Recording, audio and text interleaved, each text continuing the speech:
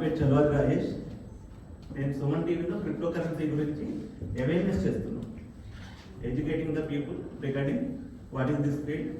So crypto scams గురించి వినే ఉంటారు. నేను పబ్లిక్లోకి వచ్చిన తర్వాత I saved approximately 50 to 100 crores of public money from the scams.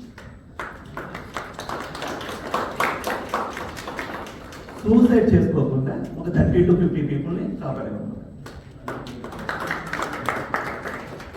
అయితే పీపుల్ ఏం చేస్తున్నారంటే క్రిప్టోని రాంగ్ వేలో ప్రొజెక్ట్ చేస్తున్నారు. ఇది ఎంత మంచి ఫీల్డ్ అంటే మిడిల్ క్లాస్ పీపుల్ని కానీ పూర్ క్లాస్ పీపుల్ కానీ రిచ్ క్లాస్ లాగా మార్చే ఫీల్డ్ ఇది యాక్చువల్గా. బట్ పీపుల్ ఏం చేస్తున్నారంటే కొంతమంది స్కామర్స్ ఉంటారు ప్రతి ఫీల్డ్లో. They are using the name as crypto and they taking the name as crypto and వాళ్ళని ఆ క్రిప్టో పేరు పడుకొని మనం ఎప్పుడన్నా క్రిప్టో గురించి ఫీల్డ్లో ఉన్నామంటే మన అందరూ డిఫరెంట్గా చూస్తారనమాట. ఎలా చూస్తారు, అమ్మో క్రిప్టో నాడు. బట్ రియల్గా చెప్పాలంటే ఇది ఒక అద్భుతమైన అవకాశం. ఈ ప్రపంచంలో ఈ టైంలో మనమందరం ఇంతమంది లైక్ మైండెడ్ పీపుల్ ఇక్కడ దాకా వచ్చినందుకు ఫస్ట్ ఆఫ్ ఆల్ మీ అందరికి congratulations. Anupam ji, congratulations for this event.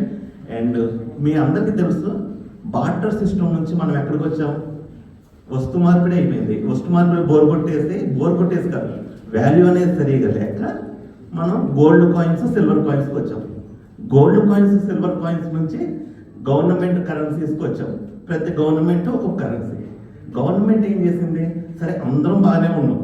అమెరికాలో లీమన్ బ్రదర్స్ అని ఒక బ్యాంక్ ఉండేది, అది కొలాప్స్ అయిపోయింది. When it is collapse they unable to give fixed deposits money also. Then what happened after that? Inflation gone up.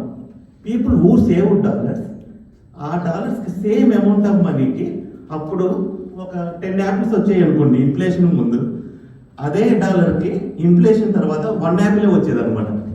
వేరే crypto కరెన్సీలు ఏమైంది, మీరు చూస్తే క్రిప్టో కరెన్సీని కొన్ని ఫన్నీ ఇన్సిడెంట్స్ జరిగినాయి. స్టార్టింగ్లో 10,000 బిట్ కాయిన్లు పెట్టి పిజ్జా కొన్నారు. ఎవరికైనా ఐడియా ఉందా? సో ఇప్పుడు అదే పిజ్జా ఎంత బిట్ కాయిన్కి వచ్చింది, 0.001 బిట్ కాయిన్కి వచ్చింది. That is the power of crypto. So మీరు చూస్తే క్రిప్టో కరెన్సీ ఇంకా ఎందుకు పీపుల్ ఆర్ లవింగ్ క్రిప్టో అంటే ఇన్ఫ్లేషన్ తగ్గట్లు ఈ technology they design this technology. Supply అనేది లిమిటెడ్ చేశారు. గవర్నమెంట్ లీమన్ బ్రదర్స్ ప్రాబ్లం వచ్చినప్పుడు ఏం చేశారు, ఇష్టం వచ్చినట్లు ప్రింటింగ్ చేశారు. ఎన్ని కావాలి, $1 బిలియన్ కావాలి, ఓకే ప్రింట్. కొన్ని వెనిజులా కొన్ని కంట్రీస్ ఉన్నాయి, వాళ్ళు ఏం చేశారంటే వాడు రాజు వచ్చాడు అనమాట. రాజు వచ్చి ఒరే ప్రజలకు ఏం కావాలని అడిగాడు. సార్ ప్రజల దగ్గర డబ్బులు లేదు సార్ అన్నారు. ఒక పని చేయండి, ప్రింటింగ్ ప్రెస్ ఉందా అన్నారు. సార్ ప్రింటింగ్ ప్రెస్ ఉంది సార్ అన్నారు. ప్రింట్ చేయండి అని ఇష్టం వచ్చినట్లు వాళ్ళకి నోట్ల కరెన్సీలు ఇచ్చేసారు వెనిజులా, సమ్ ఆఫ్రికన్ కంట్రీస్.